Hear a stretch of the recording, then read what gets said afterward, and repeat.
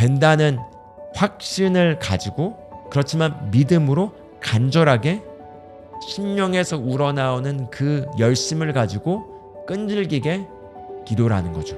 그것이 나타날 때까지 기도를 하는 것입니다. 또는 심령에서 여기에 대해서 더 이상 기도할 필요가 없다는 확신이 일어날 때까지 기도를 하는 것입니다.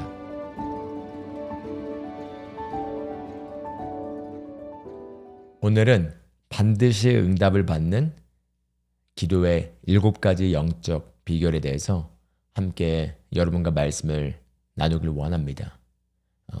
성경을 통해서 우리는 하나님께 기도할 수 있다는 것을 배울 수 있고, 그리고 우리가 어떻게 기도할 때 어떤 원칙과 어떤 요소들을 우리가 적용할 때 우리의 기도가 반드시 응답을 받는지를 확인할 수 있습니다.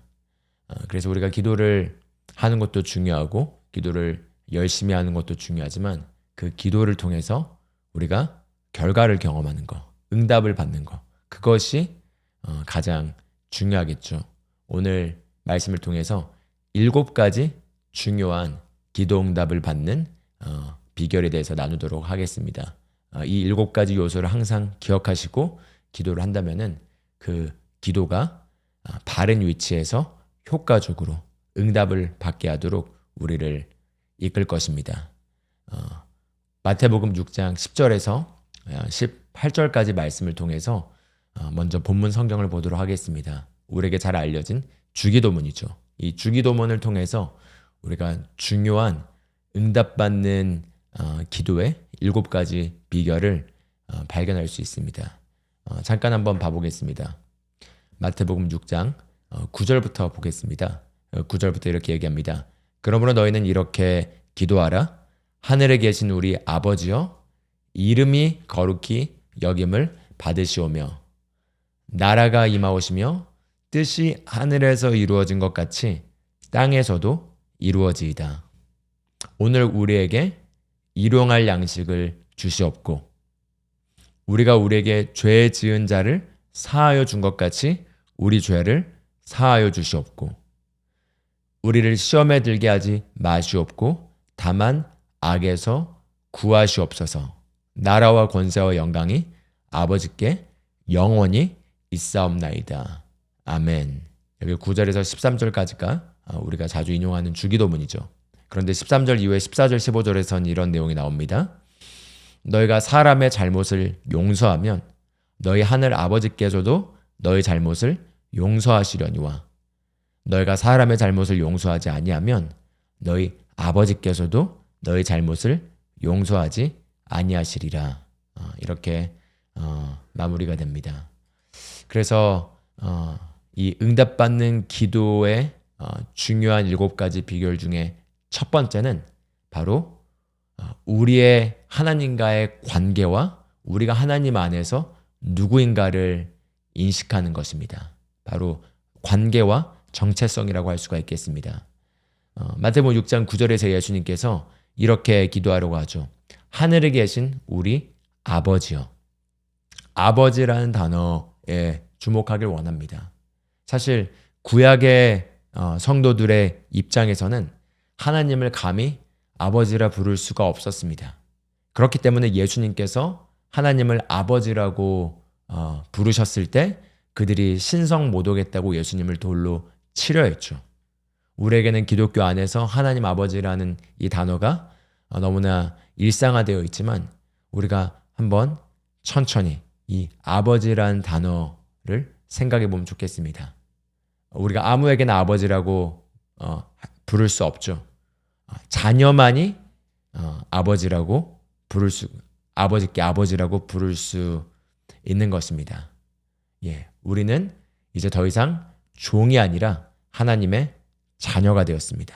하나님의 아들들과 딸들이 되었다는 거죠. 이것은 우리가 더 이상 종으로서 하나님께 무언가를 해달라고 구걸하거나 하는 그런 위치에서 접근을 하는 게 아니라는 거죠. 바로 우리는 하나님의 자녀가 되었습니다. 하나님의 아들들과 딸들이 되었습니다. 그래서 로마서 8장 15절에서 16절에는 우리가 이제 그리스도 안에서 거듭났을 때 하나님의 자녀가 된 이 자녀의 위치에 대해서 이렇게 설명해 줍니다. 너희는 다시 무서워하는 종의 영을 받지 아니하고 양자의 영을 받았으므로 우리가 아빠 아버지라고 부르짖느니라 이렇게 나왔습니다.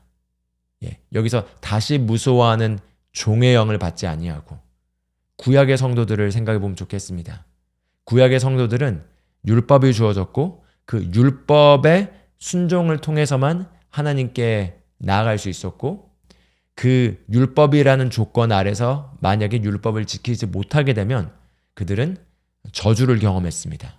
그렇기 때문에 죄, 저주 가운데 있었던 구약의 백성들은 율법이 주어졌지만 여전히 근본적인 문제를 해결하지 못했고 그렇기 때문에 여기 나와 있는 것처럼 다시 무서워하는 종의 영의 지배 아래 있었다는 거죠. 그들은 하나님께 담대히 나갈 수가 없었고 그리고 하나님을 아버지라 부를 수 없었고 그리고 그들이 무언가를 실수하거나 잘못했을 때는 항상 처벌이 따랐기 때문에 무서워하는 그런 종의 영의 지배 아래 있었습니다. 그런데 신약의 백성들 또는 백성보다 더 좋은 표현인 신약의 성도들인 하나님의 자녀들 바로 저와 여러분이 이제 하나님의 자녀가 되었는데 자녀가 되었다는 건 다시 무서워하는 종의 영을 받지 아니하고 즉 우리의 어떤 행동과 어떤 실수와 상관없이 우리가 종으로서 언제든지 버려질 수 있는 것이 아니라 하나님의 자녀가 되었다는 거죠. 그래서 양자의 영을 받았으므로 양자의 영을 받았다는 거죠. 우리가 죄로 인하여 하나님으로부터 끊어졌지만 하나님께서 그리스도를 통하여 우리를 값주고 되사심으로 말미암아 우리가 하나님께 입양되어 하나님의 자녀로서 법적인 아들이 되었고 또한 실제로 하나님으로부터 우리가 다시 태어남으로 말미암아 실제적인 아들들이 그리고 딸들이 되었습니다. 그래서 양자의 영을 우리가 받았기 때문에 우리가 하나님에 대하여 아빠 아버지라고 부를 수 있게 되었다는 거죠. 그래서 16절을 보면은 우리 안에 거하시는 그 성령님께서 친히 우리의 영과 더불어 우리가 하나님의 자녀인 것을 증언하신다고 얘기하고 있습니다. 그래서 이 하나님께 우리가 기도를 할 때 첫 번째로 기억해야 될 중요한 영적 비결이자 그 요소는 바로 우리의 아들됨을, 우리의 자녀됨을 인식하는 것입니다. 하나님은 우리의 아빠, 아버지가 되었습니다. 그래서 하나님과 우리가 이제 어떠한 관계 안에 있는가, 어떤 관계로서 우리가 이제 신앙생활을 하는가, 여기에서부터 시작을 해야 된다는 거죠. 갈라디아서 4장 6절에서 7절도 이렇게 얘기합니다. 너희가 아들임으로 하나님이 그 아들의 영을 우리 마음 가운데 보내사 아빠 아버지라 부르게 하셨느니라 이렇게 얘기하고 있습니다.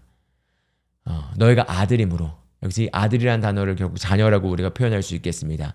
아들과 딸을 다 포함시키는 개념으로 너희가 아들임으로 즉 우리가 종이 아니라는 거죠.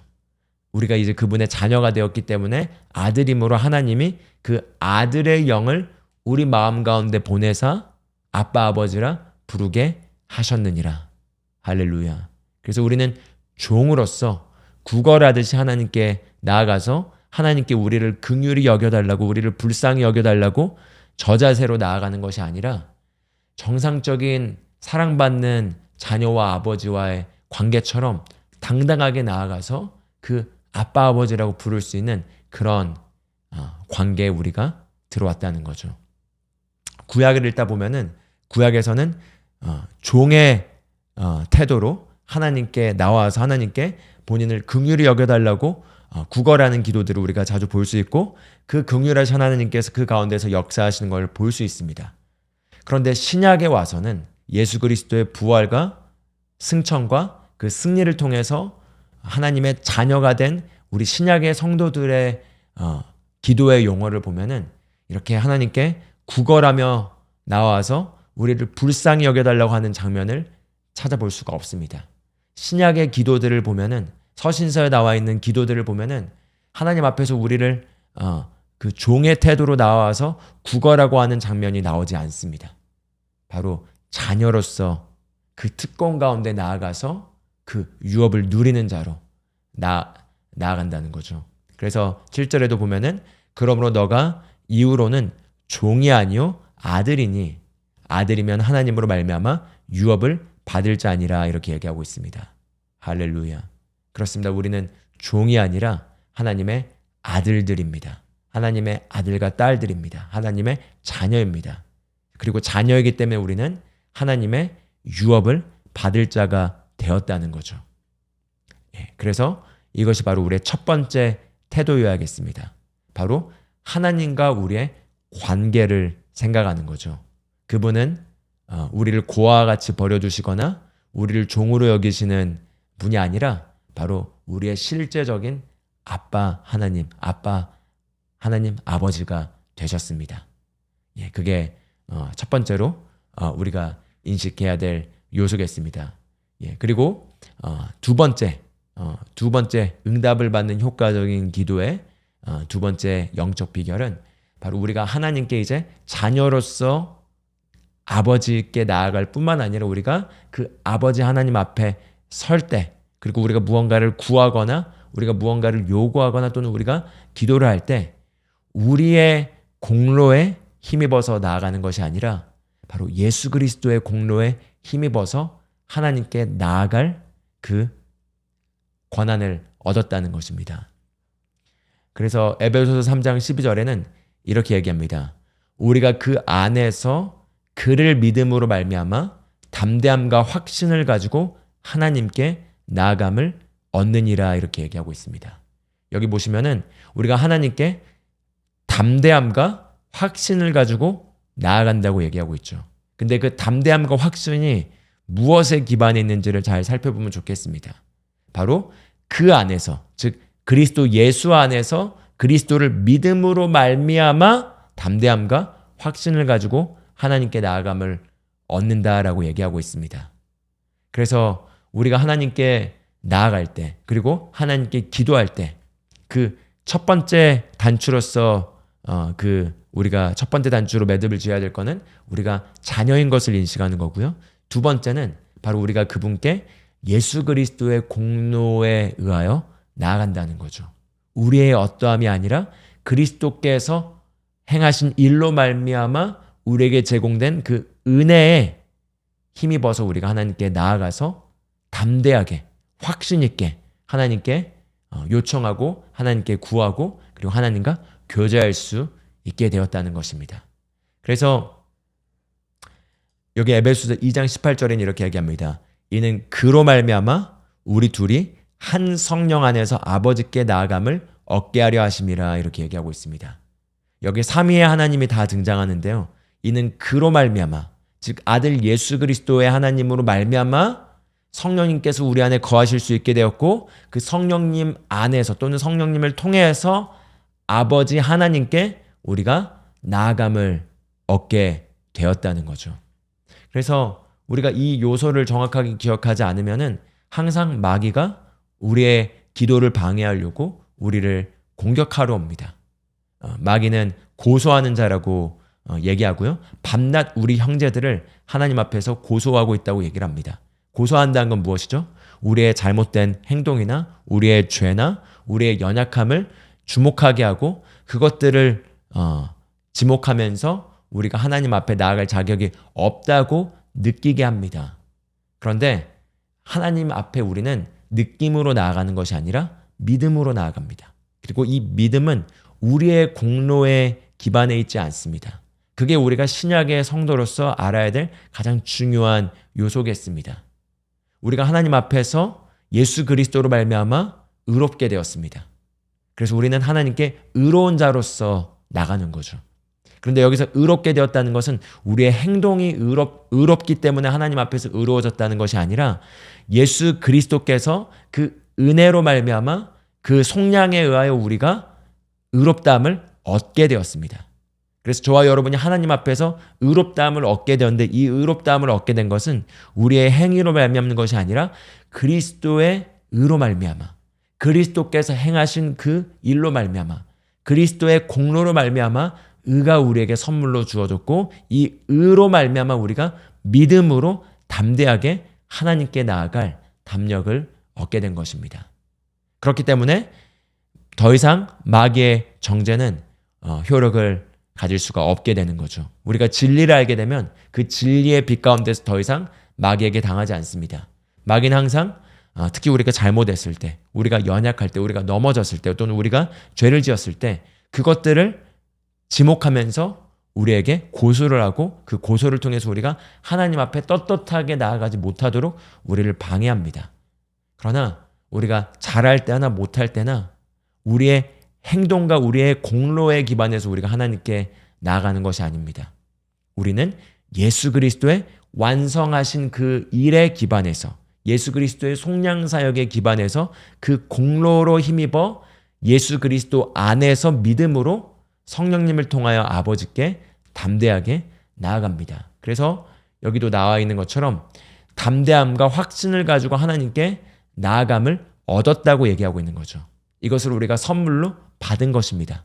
바로 그리스도 예수로 말미암아 우리가 의의 선물을 받았는데, 이 의의 선물은 우리가 하나님의 임재 앞에 언제나 담대하게 정죄감 없이, 열등감 없이, 수치심 없이 나아갈 수 있는 담력을 제공해 줍니다. 그래서 두 번째로, 첫 번째는 우리가 하나님과의 관계를 기억하고 우리가 자녀이고 그분은 우리를 사랑하는 아빠, 아버지라는 걸 인식하고 나아가는 거고요. 두 번째는 우리가 그분께 나아갈 때 우리의 공로에 기반한 것이 아니라 예수님의 공로에 기반해서 그 예수님 안에 있는 믿음으로 아버지께 담대하게 나아간다는 것입니다. 할렐루야. 그래서 히브리서 10장 19절부터 잠깐 보겠습니다. 19절이 이렇게 얘기하죠. 그러므로 형제들아, 우리가 예수의 피를 힘입어 성소에 들어갈 담력을 얻었나니, 이렇게 얘기하고 있습니다. 구약의 모델에서는 이 지성소에 들어가기 위해서는 1년에 한 번 대제사장이 희생제물을 드리고 그 피를 뿌림으로써 들어갈 수 있었습니다. 그런데 이제 우리는 그 지성소 안에는 하나님의 임재가 거하고 계셨죠. 이것은 바로 하늘의 실제에 대한 이 땅에서의 우리가 그걸 그림자처럼 볼 수 있는 모형이죠. 지성소는 바로 실제 하늘에 하나님이 거하신 그 하나님의 보좌를 얘기하고요. 그 하나님이 거하시는 그 보좌에 우리가 그냥 들어갈 수 없습니다. 죄인은 들어갈 수가 없습니다. 죄를 가지고 들어갈 수가 없습니다. 그래서 구약시대도 하나님께서 대제사장이 거기에 1년에 한 번 들어갈 때 희생제물을 통해서 피를 뿌리고 들어가도록 했고, 피를 뿌리지 않거나 잘못해서 들어갔을 때는 그 하나님의 임재 앞에서 죄인이 죽어버리는 그런 무서운 장면들이 나옵니다. 그런데 이제 우리에게는 예수 그리스도께서 우리의 대제사장이 되셨고, 그 예수 그리스도께서 본인의 몸을 영원한 희생제물로 한 번에 영원히 들이심으로 말미암아 그의 피가 하나님의 보좌 앞에 뿌려지게 되었고, 그의 피를 힘입어 우리가 하나님의 지성소 안에 하나님의 그 은밀한 곳 안으로 들어갈 수 있는 담력을 선물로 받았다는 거죠. 할렐루야. 그래서 20절에 이렇게 얘기합니다. 그 길은, 즉 지성소 안으로 들어가는 그 길은 우리를 위하여 휘장 가운데로 열어놓으신 새로운 살 길이요, 휘장은 곧 그의 육체니라, 이렇게 얘기하고 있습니다. 휘장을 지나야지만 하나님의 거룩하신 그 하나님의 보좌에, 그 지성소에 하나님의 임재가 거하신 곳으로 들어가는데요. 그 휘장이 바로 예수 그리스도라는 거죠. 예수 그리스도의 육체라는 거죠. 즉 예수 그리스도의 육체는 십자가에서 부서지신 그 몸을 우리에게 보여주고 있고요. 그 예수님의 그 부서지신 육체가 바로 희생 제물이 되었고, 그 부서지신 예수님의 그 육체를 통하여 휘장을 지나 그 예수 그리스도의 피를 통하여 우리가 하나님의 보좌에, 하나님의 은혜의 보좌에 담대하게 나갈 수 있게 된 것입니다. 그래서 이거는 우리의 행동과 전혀 상관이 없습니다. 바로 그리스도께서 행하신 일과 관계됐다는 거죠. 그래서 21절은 이렇게 이야기합니다. 또 하나님의 집 다스리는 큰 제사장이 계심에, 이 제사장은 바로 예수 그리스도죠. 그래서 우리가 마음에 뿌림을 받아 악한 양심으로부터 벗어나고 몸은 맑은 물로 씻음을 받았으니 참 마음과 온전한 믿음으로 하나님께 나아가자, 이렇게 얘기를 하고 있습니다. 그래서 우리가 마음에 뿌림을 받아 악한 양심으로부터 벗어나고 이렇게 얘기하고 있는데, 그 악한 양심은 우리가 거듭나기 전에 죄된 본성의 상태를 얘기하고 있습니다. 그런데 예수 그리스도를 우리가 받아들임으로 말미암아 그리스도의 그 피가 우리의 마음 가운데 뿌려짐으로 말미암아 악한 양심이 제거되고 우리는 거듭나서 새로운 피조물로서 새로운 본성을 받게 되었습니다. 그래서 새로운 본성을 받았을 뿐만 아니라 우리가 그분의 말씀으로 거룩하고 흠이 없고 책망할 바가 없는 자로 깨끗게 되었기 때문에, 우리의 속사람이 그렇게 깨끗게 되었기 때문에 이 참마음, 즉 예수 그리스도의 보혈로 말미암아 깨끗이 씻겨지고 온전케 된 이 참마음과 온전한 믿음으로 하나님께 나아가자, 이렇게 얘기하고 있는 거죠. 그렇기 때문에 우리가 하나님께 나아가는 것은 바로 예수 그리스도의 이름으로 나아가는 것이고요. 예수 그리스도의 이름으로 나아가서 예수 그리스도의 이름으로 구할 때 이것은 무엇을 의미하냐면, 나의 공로로 말미암아 하나님이 나에게 무언가를 해주시는 것이 아니라 예수 그리스도의 공로로 말미암아 예수 그리스도께서 하신 일에 기반해서 내게 하나님께서 제공해 주신 그 은혜의 풍성한 유업을 내가 믿음으로 이제 받고 누리는 그러한 위치로 우리가 들어가게 되었고, 그렇게 담대하게 하나님께 나아간다는 거죠. 그래서 요한복음 14장 13절에서 예수님께서 이렇게 얘기합니다. 너희가 내 이름으로 무엇을 구하든지 내가 행하리니 이는 아버지로 하여금 아들로 말미암아 영광을 받으시게 하려 함이라, 이렇게 얘기하고 있습니다. 여기서 예수님께서 너희가 무엇이든지 구하면 내가 행한다 라고 하실 수도 있는데, 반드시 이 단어를 넣으셨습니다. 너희가 내 이름으로 무엇을 구하든지, 내 이름으로 무엇을 구하든지, 예수의 이름, 예수의 이름으로 우리가 무언가를 구한다는 것은 그 예수의 이름 안에서 예수님께서 행하신 그 일의 결과로 말미암아 우리가 이 위치 안에 들어오게 되었고, 즉 예수님의 공로로 말미암아 우리가 아버지께 담대하게 나아갈 수 있게 되었고, 그리고 우리의 기도에 응답을 받을 수 있게 되었다는 것입니다. 할렐루야. 그래서 우리가 예수님의 이름으로 구하죠. 우리가 예수님의 이름을 사용하는 것도 기독교 안에 있게 되다 보면은 그냥 생각 없이 그냥 사용하게 될 수 있지만, 예수님의 이름으로 우리가 무언가를 구한다는 것은 바로 그분의 공로와 그분의 권위의 근거로 기반해서 우리가 구한다는 것입니다. 바로 우리가 그리스도와 연합하여 하나가 되었기 때문에 그 안에서 그의 이름으로 우리가 아버지께 담대하게 구할 수 있게 되었고, 여기에는 나의 어떠함이 아니라 바로 그분이 어떠하심에 기반해서 우리가 구하는 것입니다. 그래서 구약에 보면은 우리가 이런 모델들을 볼 수 있습니다. 그들이 하나님 앞에서 어떻게 행했는지를 가지고 하나님께, 하나님 내가 하나님 앞에서 이런 행동들을 했습니다. 이런 행동들을 했습니다. 그렇기 때문에 나에게 이런 걸 들어주십시오라고 본인의 공로에 기반해서 하나님께 구하는 것들을 보게 되곤 합니다. 그러나 신약에 하나님께 기도하는 바른 모델은 나의 어떤 행동에 기반해서 하나님께 구하는 것이 아니라 바로 그리스도의 공로에 기반해서 우리가 하나님께 나아가고 구하는 것입니다. 그렇기 때문에 우리가 잘하거나 잘못하거나 상관없이 항상 담대하게 하나님께 나아가서 그분의 공로로 힘입어 우리가 아버지께 구하고 응답을 받을 수 있다는 거죠. 왜냐하면 하나님 아버지께서는 좋으신 아버지이시고 우리를 고아와 같이 내버려 두지 아니하시고 우리에게 구한 것에 대해서 응답하시고 우리의 필요를 채워주시고 우리를 책임지시길 원하시기 때문입니다. 그래서 두 번째, 영적 비결로서 우리가 하나님께 담대하게 나아갈 수 있는 그 담력을 얻었는데, 이 담력은 바로 예수 그리스도의 공로에 기반한 것이란 걸 나눴습니다. 그럼 세 번째는 우리가 아까 주기도문에서 봤던 것처럼 이제 10절을 보면 이렇게 얘기합니다. 나라가 임하오시며 뜻이 하늘에서 이루어진 것 같이 땅에서도 이루어지리이다, 이렇게 나와 있습니다.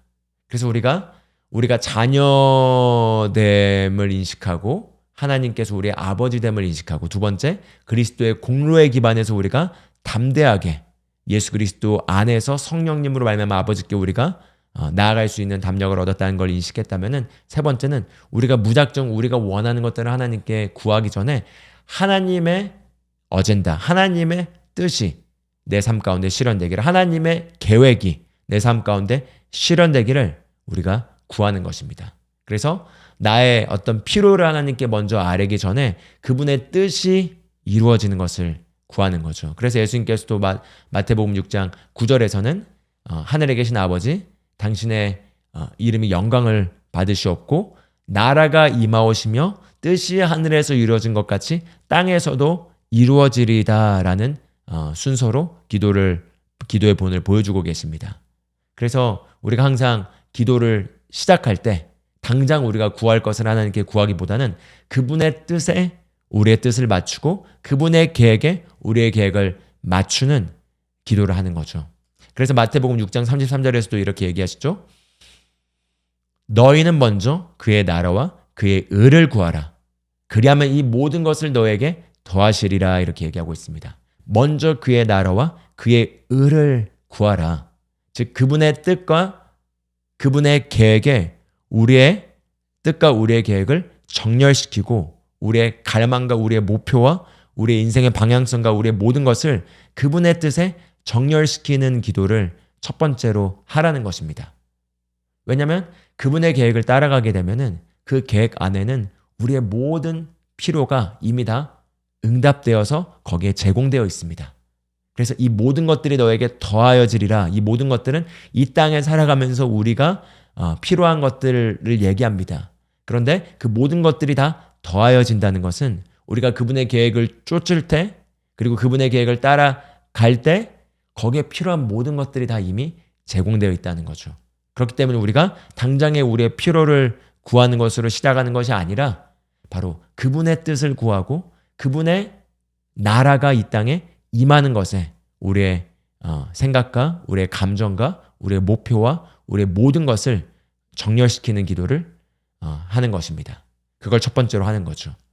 그래서 이것을 신약의 서신서의 교회의 용어로는 사도 바울이 이렇게 기도합니다. 우리가 듣던 날부터 너희를 위하여 기도하기를 그치지 아니하고 구하노니 무엇을 구하는지 한번 봐보겠습니다.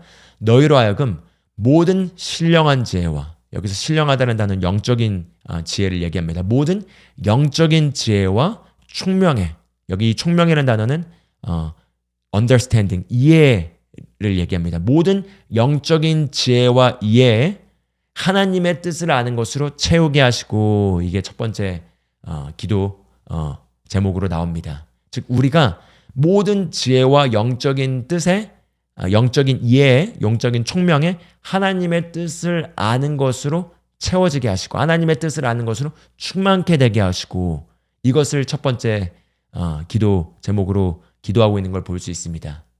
그래서 우리도 어떤 문제를 맞닥뜨리고 있거나 어떤 것을 우리가 원하거나 하나님 앞에서 먼저 그것들을 다 내려놓고 하나님의 뜻이 내 삶 가운데 온전하게 이루어지기를, 하나님의 계획이 내 삶 가운데 온전하게 펼쳐지기를, 그래서 내가 하나님의 뜻을 아는 지식으로 충만케 되어서 내가 바르게 내 삶을 정렬시키고 하나님의 뜻 가운데 내가 나아가도록 하는 기도를 우리가 하는 거죠. 그래서 우리가 자녀로서 하나님께 나오고 그분의 공로로 말미암아 우리가 담대하게 그분의 은혜 보좌 안으로 들어가고요. 그리고 우리가 하나님의 뜻을 따라서 그분의 뜻과 그분의 계획이 우리 삶 가운데 이루어지는 것에 우리의 목표와 우리의 방향성과 우리의 애정을 맞추는 기도를 하는 것입니다. 그래서 그렇게 기도를 하고요. 그 다음 이제 네 번째 중요한 영적 비결은 이제 우리가 구체적으로 우리의 필요나 우리의 상황에 구해야 될 것들을 구하는 것입니다. 그래서 마태복음 6장 11절을 보면은 그냥 예수님께서 먼저 그의 나라와 그의 의를 구하고 다른 것들은 구하지 마라고 얘기한 것이 아니라 우리가 방금 전에 봤던 것처럼 먼저라는 단어를 썼죠. 그러니까 먼저 이것들을 구하고 그리고 다른 것들을 구해라는 거겠죠. 이것들만 구하고 다른 것들은 구하지 마라고 말씀하실 수도 있었는데 그게 아니라 먼저 그의 뜻과 그의 의를 구하라. 그의 나라와 그의 의를 구하는 걸 먼저 하라. 그럼 다른 모든 것들은 다 주어질 것이고 그리고 이제 그 다음 것들을 구해라. 이렇게 인식해 보셔도 좋겠습니다. 그래서 마태복음 6장 11절에는 10절에 아버지의 뜻이 임하고 아버지 나라가 임하고 아버지의 뜻이 하늘에서 이루어진 것처럼 땅에서 이루어지게 하시옵소서라는 기도를 한 이후에 이제 오늘날 우리에게 일용할 양식을 주시옵고 이렇게 이야기하고 있죠. 일용할 양식은 우리가 이 땅의 삶을 살면서 맞닥뜨리게 되는 필요들을 얘기합니다. 만약에 우리의 육체가 아프다면 육체가 아픈 것으로부터 치유되는 것도 필요가 되겠죠. 우리의 재정적인 부분에서 만약에 재정의 결핍을 경험하고 있다면 그 재정의 결핍이 충족되어서 우리가 먹고 사는데 넉넉할 수 있도록 하는 것이 또한 우리의 일용할 양식이 될 수 있겠죠. 그럼 우리가 삶을 살면서 마주하게 되는 우리의 현재적 필요에 해당되는 것들이 바로 일용할 양식이라고 할 수가 있겠습니다. 그 일용할 양식들에 대해서 구체적으로 구하고 그것을 달라고 기도하는 거죠. 또 13절을 보면 이렇게 얘기합니다. 우리를 시험에 들게 하지 마시옵고 다만 악에서 구하옵소서. 이것도 마찬가지로 이 땅의 삶을 살면서 맞닥뜨리게 되는 어떤 도전과 어려움과 어떤 위협에 대한 보호하심을 요청하는 기도인 거죠. 시험에 들게 하지 마시옵고 다만 악에서 구하옵소서. 그래서 분명한 보호하심과 분명한 요청과 분명한 그 필요들을 하나님께 믿음으로 이제 아뢰는 것입니다. 그래서 요한복음 16장 23절에서도 예수님께서 이렇게 얘기하십니다. 그날에는 너희가 아무것도 내게 묻지 아니하리라. 내가 진실로 진실로 너희에게 이르노니 너희가 무엇이든지 아버지께 구하는 것을 내 이름으로 주시리라 이렇게 얘기하고 있습니다. 이 말씀은 예수님께서 제자들에게 너희가 지금까지 나한테 무언가를 물었고 나를 통해서 무언가를 받았지만 이제 그날에는 즉 너희가 거듭나서 하나님의 자녀가 된 그날에는 하나님이 나의 아버지일 뿐만 아니라 너희의 아버지가 되었기 때문에 너희가 내 이름으로 내 안에서 아버지께 구하고 아버지께 직접 그것을 받을 수 있다. 이렇게 얘기하시는 거죠. 그래서 너희가 무엇이든지 아버지께 구하는 것을 내 이름으로 주시리라 이렇게 얘기하고 있습니다. 내 이름으로 주시리라 했을 때 이제 우리가 인식해야 되는 건 무엇이죠? 내 이름이라는 것은 예수님의 공로에 기반해서 그리고 예수님의 승리와 예수님이 성취하신 그 권세에 기반해서 우리가 구한 것들을 주신다는 거죠. 할렐루야. 그래서 24절에 이렇게 얘기하십니다. 지금까지는 너희가 내 이름으로 아무것도 구하지 아니하였으나 구하라. 그리하면 받으리니 너희 기쁨이 충만하리라 이렇게 얘기하고 있습니다. 구하라. 그리하면 받으리니. 그래서 우리가 조심해야 될 두 가지가 있습니다. 첫 번째는 마치 하나님께서 아무것도 모르신다라는 어떤 그런 느낌으로 우리가 하나님께 간절하게 기도해서 하나님이 뭔가 움직이시게 하려는 그런 구걸하는 기도를 해서도 안 되겠지만 또한 또 다른 극단은 하나님이 다 아시니까 하나님이 나의 필요도 아시고 하나님이 모든 걸 아시니까 하나님이 알아서 하시겠지라고 하고 아무것도 구하지 않고 기도도 하지 않는 태도 또한 경계해야겠습니다. 하나님은 모든 걸 아시고 우리의 필요가 무엇인지도 아시고 우리에게 그것들을 이미 주려고 하시지만 하늘은 하나님께 속하였어도 땅은 하나님께서 사람에게 주셨기 때문에 사람의 허락을 항상 필요로 하십니다.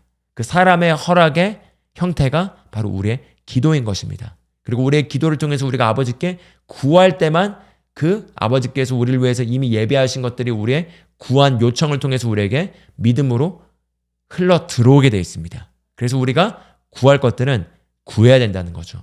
예를 들자면 예수님께서 그 추수할 것들이 무르익은 것을 보시면서 추수할 것은 많으나 일꾼이 적다.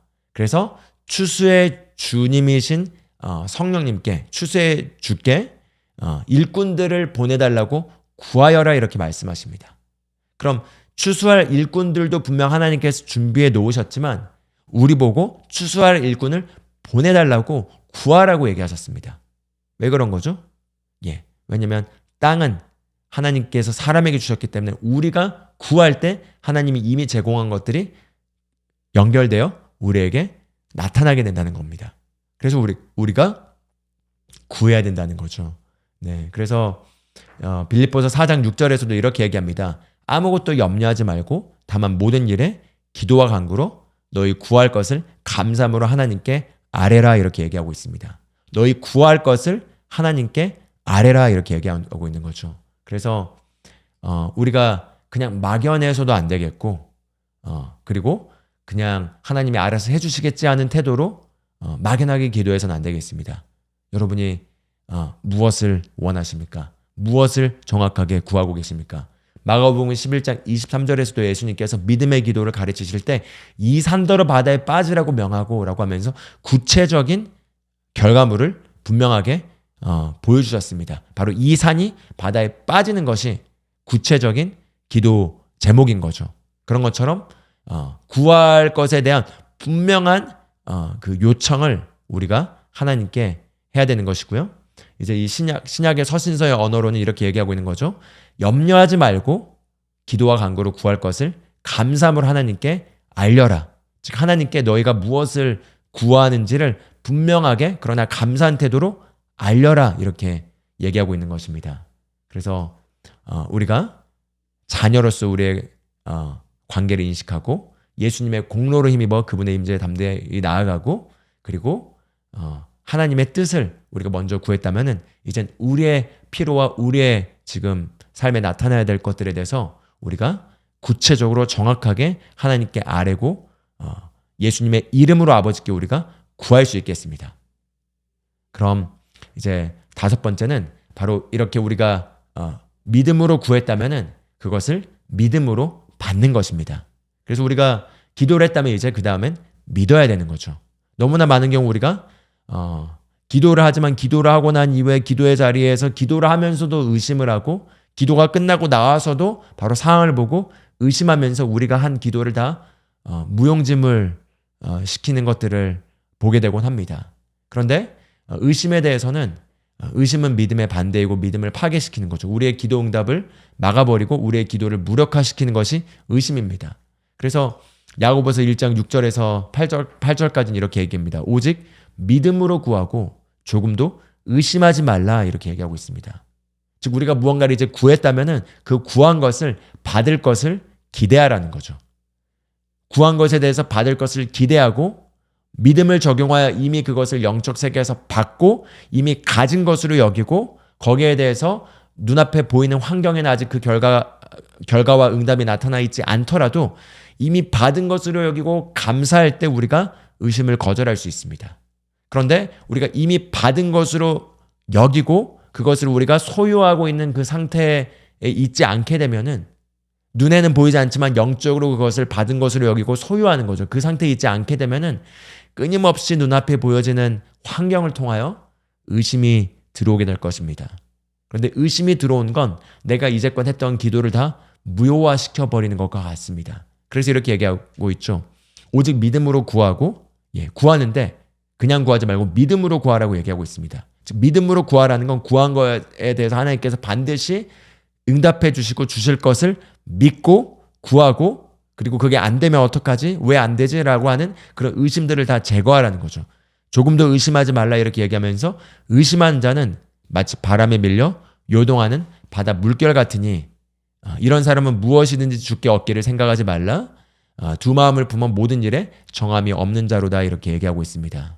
그래서 우리가 기도를 했다면은 그리고 믿음으로 구했다면은 그것을 반드시 믿고 의심하지 않아야 합니다. 그런데 상황을 보면 의심의 생각이 들어오는 걸 어떡하죠? 그래서 믿음의 기도의 원리는 우리가 믿음으로 무언가를 구했을 때 그 믿음으로 그것을 구한 순간 그 구한 것을 받은 것으로 여겨야 됩니다. 그래서 받은 것으로 여기고 하나님께서 이 기도에 응답하시고 나에게 이걸 주셨다라는 것을 믿고 받아들여야 되는데 그걸 받아들이기 위해서는 눈앞에서는 그것들이 아직 나타나 있지 않지만 영적인 세계에선 내가 기도한 순간 내가 하나님께 요청한 주문이 들어갔고 하나님께서 거기에 대해서 응답하셔서 응답이 내게 왔음을 내가 그려야 된다는 거죠.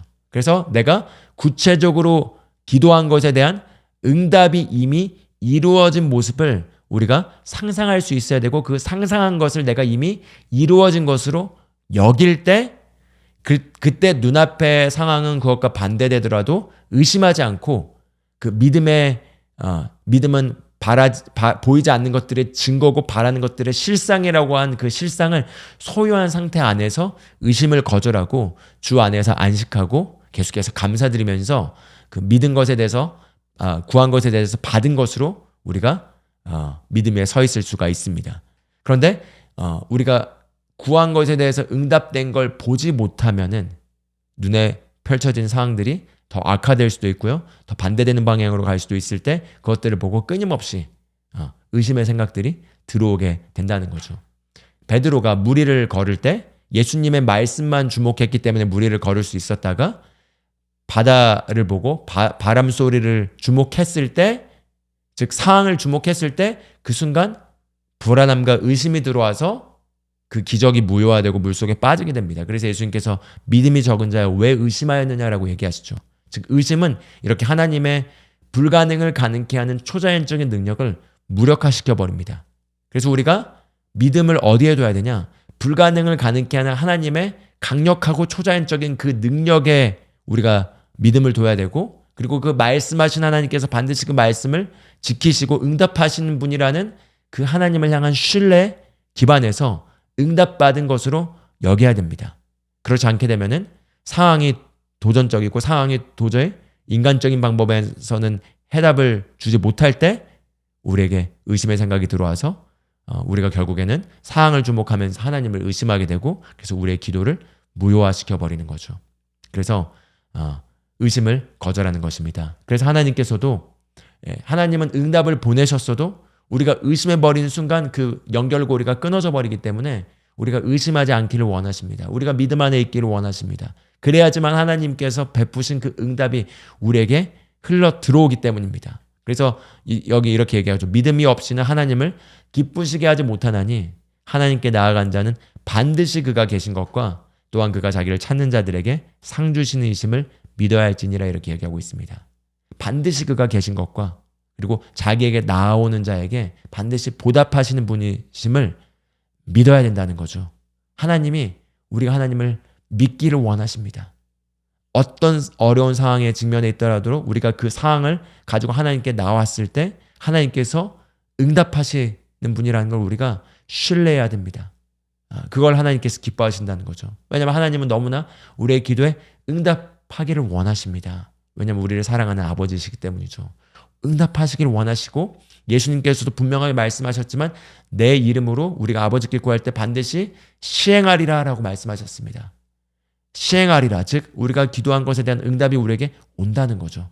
근데 그걸 우리가 믿을 때 그것이 반드시 현실에 나타나게 돼 있습니다. 그런데 그 나타날 때까지의 시간이 길어지고 상황이 어려울수록 우리가 믿음의 끈을 저버리고 의심을 허락해서 응답이 오다가 막혀버리고 다시 끊어지게 되는, 그 채널이 막혀버리게 되는 것들을 경험하게 되는 거죠. 그래서 우리가 구체적으로 구한 다음에는 반드시 믿고 의심을 거절하고 받은 것으로 여기면서 줄기차게 하나님께 감사를 드려야겠습니다.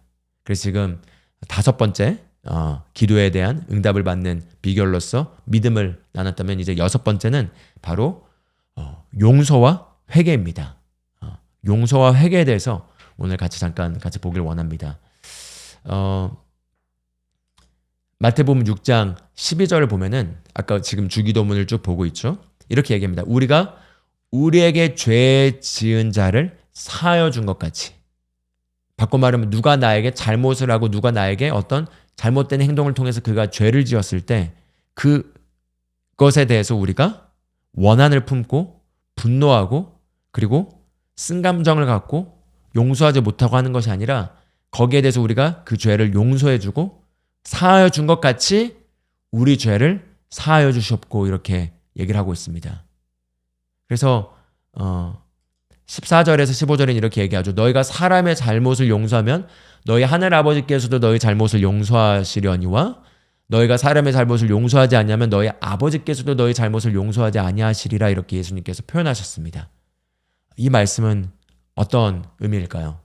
하나님께서 우리를 용서하지 않는다는 것일까요? 우리가 만약에 누군가를 용서하지 않으면 예수님의 말씀에 따르면은 그런 건데, 이걸 조금 더 이해하기 쉽게 나눠보자면요, 예수 그리스도의 공로로 말미암아 하나님께서는 이미 우리를 용서하셨고 그 용서가 제공되었습니다. 그런데 그 용서가 제공되었는데 그 제공하신 용서가 우리의 삶 가운데, 우리의 심령 가운데 실제적으로 흘러서 우리가 그 용서를 받고 그 용서를 누리기 위해서는 우리가 마찬가지로 누군가를 용서해야 된다는 거죠. 우리가 누군가를 용서하지 않게 되면은 용서하지 않는 그 마음이 영적인 영역에서의 하나님으로부터 오는 통로를 막아버립니다. 그래서 오직 사랑으로 역사하는 믿음이라고 얘기를 하죠. 믿음은 영적인 것이고 심령에서 나오는 것인데 또한 우리의 심령은 사랑의 통로를 통해서 흐르게 되었습니다. 그런데 우리가 누군가를 만약에 용서하지 못하고 그리고 우리가 누군가가 우리에게 잘못 행한 일에 대해서 우리가 쓴 감정을 품고 있고 거기에 대해서 마음이 닫혀 있게 되면은 그것은 사랑의 성품과 반대되는 성품이기 때문에 우리의 심령의 영적인 통로가 막혀버리게 됩니다. 그래서 막혀버리기 때문에 아버지의 용서, 우리를 향한 용서가 우리에게 흘러 들어오지 못하고 우리가 심각한 상태에 놓이게 되는 것입니다. 그래서 이런 상태에 있게 되면은 어떤 기도의 응답도 받지 못하게 되는 거죠. 왜냐하면 기도 응답도 영적인 통로를 통해서 우리에게 흘러 들어오는 건데 영적인 통로가 막혀버리기 때문인 것입니다. 그래서 이 주기도문에서도 예수님께서 주기도문에 대한 기도의 본을 보이신 다음에 용서를 얘기하지만 마가복음 11장 23절 24절에 믿음의 기도를 하면서도 25절에 너희가 만약에 기도할 때 누군가에 대한 혐의가 있거든 그 혐의에 대해서 너희가 그것을 풀고 용서하고 그것들을 다 화해시키고 그리고 아버지께 기도해야 된다고 얘기하고 있습니다. 즉 사람과의 관계에서 만약에 우리가 불편하거나 쓴 감정을 가지고 있거나 안 좋은 감정을 가지고 있거나 용서하지 못한 것들이 있다면 그것들이 우리의 심령 안에 있는 하나님의 흐름을 막아버리기 때문에 그것들을 바르게 조정할 때 우리가 온전한 응답을 받을 수 있다는 거죠. 사실 이 부분에서 이게 지금 6번째 용서인데요. 이 부분에서 많은 그리스도인들이 이것을 바르게 적용하지 못해서 여기에서 많이 기도 응답이 막혀버리게 되는 것들을 보게 됩니다. 그래서 시편 66편 18절에는 이렇게 얘기합니다. 내가 내 마음에 죄악을 품었다라면 주께서 듣지 아니하시리라 이렇게 얘기하고 있습니다. 그래서 용서뿐만 아니라 바로 우리의 심령의 상태를 돌아보는 것입니다. 우리가 분명하게 삶에서 잘못 행하고 있고 죄를 짓고 있고 그 죄 가운데 거하고 있으면서 그 죄를 인정하고 하나님 앞에서 바짝 엎드려서 회개하고 회개하는 심령으로 하나님께 나오지 않게 되면은 우리의 심령이 이렇게 통로가 막히게 됩니다. 그럼 하나님의 응답과 하나님의 음성이 들리지 못하게 되는 거죠. 그래서 여기 나와 있는 것처럼 나의 마음에 죄악을 품었더라면 주께서 듣지 아니하시리라. 이 말은 내가 죄의 심령의 마음의 상태에 있게 되면은 통로가 막혀버리기 때문에 내 기도가 하나님께 상달되지도 못하고 하나님께서 듣지도 못하는 그와 같은 상태에 놓이게 된다는 거죠. 그래서 기도하는 자리에 항상 우리 자신을 살펴보고 돌아보고 내가 혹시 잘못 행하고 있는 게 있는지 내가 지금 혹시 죄 가운데 거하고 있는 것이 있는지 내가 나도 모르게 혹시 잘못 행한 죄들이 있는지를 돌이켜보고 또 다른 사람들과의 관계에 대해서도 내가 혹시 용서하지 못한 게 있는지 남이 나에게 잘못한 것에 대해서 내가 지금 쓴 감정을 품고 있거나 내가 지금 원한을 품고 있는 것들이 있는지 이런 것들을 돌아보면서 하나님께서 나를 이렇게 똑같이 대하신다면 어떨까 생각해 보면은 금방 조정이 가능해집니다. 예, 하나님은 자비로우시고 긍휼하시고 은혜가 넘치셔서 나를 용서해 주셨고 나의 모든 죄를 사하여 주신 거죠. 마찬가지로 동일하게 우리도 다른 사람을 용서하고 다른 사람이 우리에게 행한 잘못들에 대해서 그것들을 잊어버리고 그리고 그렇게 우리가 바르게 우리의 심령을 조정하고 회개함으로써 또 우리의 죄들에 대해서 우리가 하나님 앞에 자백하고 요한일서 1장 9절 우리 잘 아는 말씀이죠. 우리가 우리 죄를 자백하면 그는 미쁘시고 즉 신실하시고 의로우셔서 우리 죄를 사하시고 우리를 모든 불의에서 깨끗하게 하신다고 하셨습니다. 그래서 깨끗게 되는 우리의 심령이 깨끗게 되는 정화작용이 일어나게 됩니다. 그래서 그런 심령의 깨끗한 상태에 있게 될 때 기도의 응답이 이렇게 흐르게 되는 거죠. 그래서 지금 6번째로 용서에 대해서 나눴고요. 그리고 마지막 이제 7번째 응답받는 그 기도의 7번째 마지막 비결은 바로 끈질기고 열렬하게 기도하는 것입니다. 그래서 야고보서 5장 16절 말씀을 잠깐 보길 원합니다. 5장 16절에 이렇게 얘기합니다. 의인의 간구는 역사하는 힘이 크민이라 이렇게 얘기하고 있습니다. 의인의 간구는 역사하는 힘이 크민이라. 지금 이건 엘리야가 하나님 앞에서 기도하면서 비가 내리지 않도록 기도했을 때 비가 내리지 않았고, 또 나중에 비가 내리도록 기도했을 때 비가 내린 그 사건을 가지고 얘기하면서 의인의 간구는 역사한 힘이 크미니라 이렇게 얘기하고 있습니다. 그래서 이것을 확대 번역으로 보면 이렇게 얘기합니다. 의인의 간절하고 마음에서 우러나오는 계속되는 기도는 엄청난 능력을 나타내며 역동적으로 역사하는 능력을 만들어낸다 이렇게 얘기하고 있습니다. 그래서 이것과 관련해서 제가 나누고 싶은 건 무엇이냐면요. 우리가 하나님께 무언가를 구했을 때 그걸 믿음으로 구하죠. 네, 믿음으로 구한다고 했을 때 그 믿음은 지적인 동의가 아니라 심령의 확신입니다. 그런데 그 심령의 확신은 영적인 거기 때문에 우리가 기도를 통해서 그것들이 심령의 확고한 확신이 올 때까지 우리가 기도를 해야 되고요. 그래서 그 기도를 할 때 있어서 중요한 기도 중에 하나가 우리가 방언으로 기도를 하면서 방언으로 열렬하게 그 끈질기게 안에서부터 승리의 확신, 기도 응답에 대한 확신이 올 때까지 그것을 기도하는 것입니다. 그리고 이미 믿음으로 그것을 구했다 하더라도 그것을 감사하며 받은 것으로 여기고, 그리고 그 안에서 끈질기게 기도를 하는 것입니다. 그래서 우리가 이런 생각을 해볼 수 있겠습니다. 아니, 믿음으로 하나님께 우리가 구했으면 받은 것으로 여기면 우리가 그걸 더 기도할 필요가 있나요? 또 하나님이 주실 걸 믿으면 우리가 기도할 필요 있나요? 이렇게 생각해 볼 수 있는데, 그럼 왜 예수님은 기도하셨을까요? 예수님은 완벽하신 분이셨고, 그분은 그분의 생각 자체를 새롭게 바꾸실 필요가 없는 이미 하나님의 말씀이 육신이 되신 분이셨는데도 예수님은 사실 웬만한 우리들보다 더 많은 기도를 늘 하신 걸 볼 수 있습니다.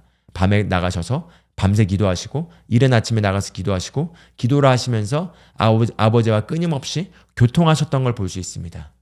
왜냐하면 기도는 단지 우리가 무언가를 얻기 위해서만 기도하는 것이 아니라 기도를 통해서 영적인 세계의 능력을 이 땅에 가져오게 하는 그런 열쇠가 바로 기도이기 때문에 우리가 기도를 통해서 영적인 영역에 역사하고 있는 강력한 능력을 이 땅에 풀어내게 하는 것입니다. 그래서 여기도 보면은 의인의 간절하고 마음에서 우러나오는 계속되는 기도는 엄청난 능력을 나타내며 라고 얘기하고 있습니다. 그래서 여기 나와 있는 것처럼 계속되는 기도는 이렇게 얘기하고 있습니다. 계속되는 기도는. 그래서 이게 불신앙으로 하나님께 불안함 가운데 두려움으로 계속 기도하는 것이 아니라 된다는 확신을 가지고, 그렇지만 믿음으로 간절하게 심령에서 우러나오는 그 열심을 가지고 끈질기게 기도를 하는 거죠. 그것이 나타날 때까지 기도를 하는 것입니다. 또는 심령에서 여기에 대해서 더 이상 기도할 필요가 없다는 확신이 일어날 때까지 기도를 하는 것입니다. 그리고 또 중보기도와 다른 사람의 의지와 관련된 것과 여러 사람들이 의지와 여러 환경이 관련된 것들에 대해서는 거기에 대해서는 우리가 여러 요소들이 있기 때문에 더 기도를 해야 되는 거죠. 거기에 있어서 끈질기게 여기 나타나는 것처럼 계속되는 기도는 이렇게 얘기하고 있습니다. 즉 지속적으로 기도를 해야 된다는 거죠. 한 번 기도 1분 하고 끝나거나 오늘 하루 1시간 하고 끝나는 것이 아니라 지속적으로 끈질기게 꾸준하게 계속해서 그걸 기도할 때 반드시 엄청난 능력을 나타내는 그 하나님의 능력이 우리 상황 가운데 풀어지게 되는 것을 우리가 보게 될 거라는 거죠. 그래서 누가복음 18장 1절에서도 예수님께서 이렇게 얘기하십니다. 예수께서 그들에게 항상 기도하고 낙심하지 말아야 할 것을 비유로 말씀하시며 이렇게 얘기하고 있습니다. 항상 기도하고 낙심하지 말아야 할 것을. 즉 오늘 한 번 기도하고 한 달 동안 기도 안 하고, 아니면 오늘 한 번 기도하고 내일 기도 안 하고 이런 게 아니라 항상 기도하면서 낙심하지 말고 포기하지 말고 끈질기게 응답을 붙잡고, 그 붙잡은 응답이 눈앞에 나타날 때까지 멈추지 말고 거기에 대해서 감사하면서 믿음 안에서 확고한 태도를 가지고 그리고 기도하라는 거죠. 그래서 우리는 믿음으로 그것을 놓고 기도해서 받은 것으로 여겼다면 그 다음에는 우리가 하나님께 또 그것을 구하는 것이 아니라 이제 구한 것을 받은 것으로 여기고 방언으로 간절하게 기도하는 것입니다. 왜냐하면 우리가 방언으로 기도할 때 심령에서부터 우러나오는 그 기도가 하나님의 놀라운 강력한 능력을 이 땅에 풀어내게 하는 그런 길을 만들어내기 때문인 거죠. 그래서 그렇게 기도를 하게 되면요, 결국에는 빌립보서 4장 7절에 나와 있는 이런 일들이 일어납니다. 모든 지각에 뛰어나는 하나님의 평강이 그리스도 예수 안에서 우리의 마음과 생각을 지키게 되는 그 지점에 이르게 되는 확신에 이르게 된다는 거죠. 그래서 여기까지 7가지 그 비결을 나눴습니다. 응답을 받기 위한 이 7가지 비결은 첫 번째, 바로 우리의 관계를 생각하는 거죠. 하나님 우리 아버지이시고 우리는 그분의 아들들과 딸들이 되었습니다. 두 번째는 그분의 공로에 힘입어서, 즉 예수 그리스도의 공로에 힘입어서 우리가 담대하게 하나님의 임재에 나아가고 나의 어떠함이 아니라 그분의 어떠하심에 근거해서 우리가 담대하게 구할 수 있다는 거죠. 그리고 세 번째는 우리가 우리의 정확한 필요들을 구하기 전에 먼저 우리의 뜻을 하나님의 뜻에 정렬시키고 우리의 시선을 하나님의 시선에 정렬시켜서 하나님의 뜻과 하나님의 왕국이 우리 삶에 일어나는, 그의 나라와 그의 의를 구하는 기도를 하는 것입니다. 그리고 네 번째는 이제 구체적으로 이제 우리의 필요를 하나님께 아뢰고 구하는 거죠. 그리고 다섯 번째는 그것을 구했다면 이제 믿음으로 그것을 취하고 받고 의심을 거절하는 것입니다. 그리고 여섯 번째는 이제 우리가 믿음으로 구하고 의심을 거절했다면 또한 우리 심령의 상태, 혹시 우리가 죄 가운데 있는지 또는 우리가 용서하지 않은 것이 있는지 이런 것들을 둘러보고 용서하고 우리의 심령의 상태를 깨끗하게 청소하는 것입니다. 깨끗하게 하는 것이죠. 그리고 마지막 7번째는 바로 절실함, 열렬함, 강도라고 할 수 있겠죠. 바로 간절함과 지속성을 가지고 우리가 기도할 때 우리가 더 간절할수록 이 간절함이 불안함에서 오는 간절함이 아니라 강렬한 그 열망에서, 그 결과를 보고자 하는 강렬한 열망에서 오는 그 간절하고 지속적인 그런 기도를 할 때 우리는 효과적인 기도의 응답을 반드시 경험하게 될 것입니다. 그래서 이 7가지 요소를 항상 기억하시면서 기도를 하실 때, 그리고 이 7가지 요소를 가지고 기도하시고 그리고 이제 방언으로 기도하실 때 하나님의 놀라운 응답이 우리 삶 가운데 나타나는 것을 보시게 될 것입니다. 네, 오늘 기도하고 마무리하도록 하겠습니다. 하나님 아버지 감사합니다. 오늘 응답받기 위한 이 7가지 기도 비결에 대해서 나눴습니다. 오늘 말씀을 듣는 모든 분들의 심령 가운데 성령님 이 기도의 원리들을 계시해 주시고 또 우리가 하나님 앞에 담대하게 효과적으로 구하고 또 받고 또 우리 삶에 변화를 경험하게 되는 그런 열매들이 있을 줄 믿고 감사드립니다. 이 시간 말씀을 듣는 모든 분들의 심령 가운데 의심을 제거하시고 확신과 평강을 부어주시니 감사드립니다. 주 예수 그리스도의 이름으로 기도합니다. 아멘. 아멘. 감사합니다.